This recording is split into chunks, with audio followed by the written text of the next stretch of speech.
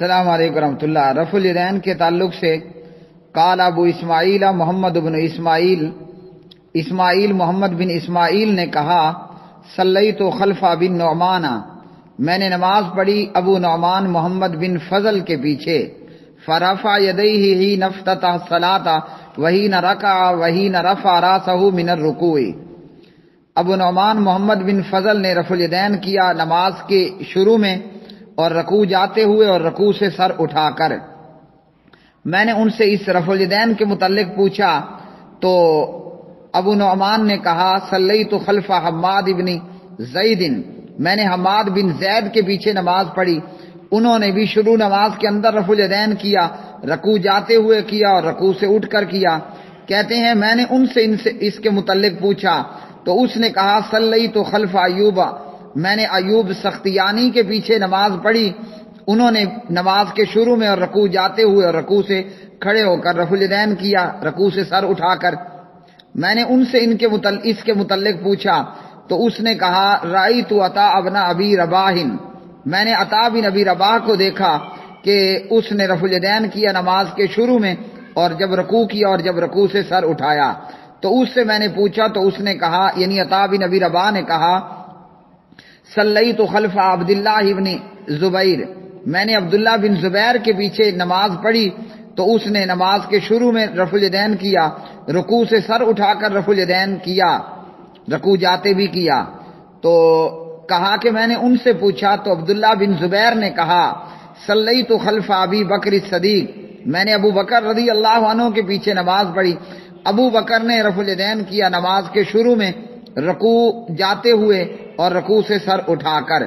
وقال ابو بکر، سیدنا ابو بکر رضی اللہ عنہ نے فرمایا صلیت خلف رسول اللہ صلی اللہ علیہ وسلم، میں نے محمد الرسول اللہ صلی اللہ علیہ وسلم کے پیچھے نماز پڑھی، فکان یرفع یدیہ اذا افتتح الصلاۃ واذا رکع واذا رفع راسہ من الرکوع، نبی علیہ السلام نے آپ صلی اللہ علیہ وسلم رفع الیدین کرتے تھے نماز کے شروع میں اور جب رکوع کو جاتے اور جب رکوع سے سر اٹھاتے۔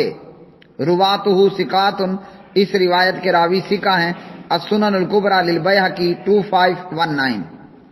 تو دنیا کا ہر مسلمان جانتا ہے، خود نبی علیہ السلام کا یہ حکم تھا ابو بکر کے لیے کہ ابو بکر لوگوں کو نماز پڑھائے، مروا ابا بکر فلیصلی بالناس، بخاری۔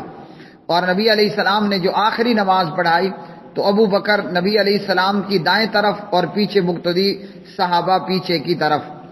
نبی علیہ السلام کی اقتداء ابو بکر کر رہے ہیں اور ابو بکر کی اقتداء صحابہ کر رہے ہیں، تو ابو بکر راوی ہیں رفع الیدین کی روایت کے۔ بتائیے یہ آخری نماز تھی یا نہیں تھی؟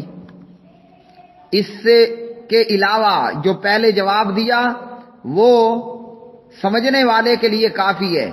آپ کو جو بھی صحیح صریح روایت ملے گی رفع الیدین کرنے پر ملے گی، اور رفع الیدین نہ کرنے کی روایت نہ صحیح ہے نہ صریح ہے، نہ سندن ٹھیک ہے نہ کلیئر ہے۔ تو اس لیے محترم بھائی، جس چیز کا کرنا ثابت ہے اور نہ کرنا کہیں سے ثابت نہیں ہے، تو پیارے بھائی کیا معلوم ہوا کہ وہ ہمیشہ کیا گیا۔ اب میں ان مقلدوں کو یہ سوال دیتا ہوں کہ کس حدیث میں منع کیا گیا ہے کہ مردے کو کھڑے ہو کر دفن مت کرو؟ تو کیا جواب ہوگا کہ مردے کو ہمیشہ لٹا کر دفن کیا گیا ہے؟ کھڑے ہو کر مردے کو دفن کرنا کوئی بھی حدیث موجود نہیں ہے۔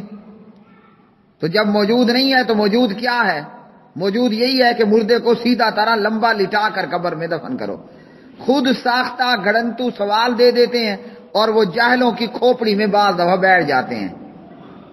اس لیے اگر سمجھنا ہے تو سمجھیے کہ یہی ہے کہ پیغمبر نے رفع الیدین کیا، صلو کما رأیتمونی اصلی کہہ کر اپنے جیسی نماز پڑھنے کا حکم دیا، اور آپ سے رفع الیدین کرنا ثابت ہے، چھوڑنا ثابت نہیں ہے۔